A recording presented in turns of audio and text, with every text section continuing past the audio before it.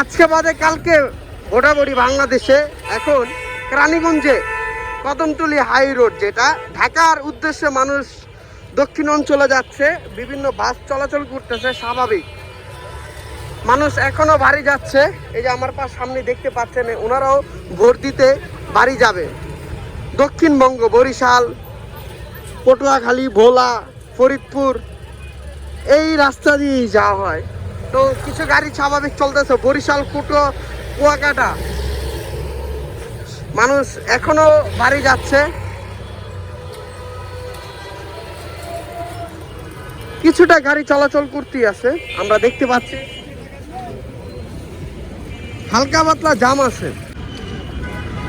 প্রায় অনেক বছর পর মানুষ সুষ্ঠুভাবে ভোট দিবে, তার যে ভোটটা আছে সঠিক মানুষকে দিবে, এই প্রচেষ্টা বা ঢাকা মাওয়া আবদুল্লাপুর ভাঙা এই বাস দিয়ে মানুষ দেশের বাড়িতে যাচ্ছে।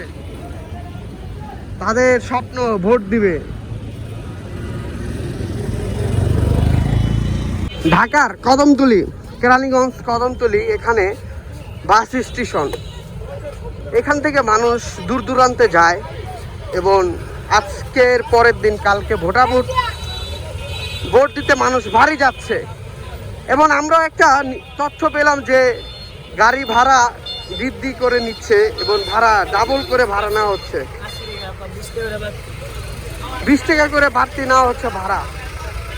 আমরা দেখতে পেলাম এই বাস, এই গাড়িটা আবদুল্লাপুর, ফরিদপুর, মাওয়া রোডে যাবে।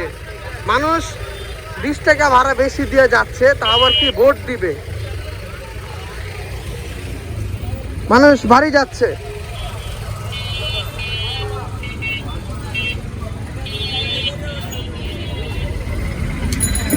বাড়ি যাচ্ছে মানুষ, ভোট দিবে, বাড়ি যাবে।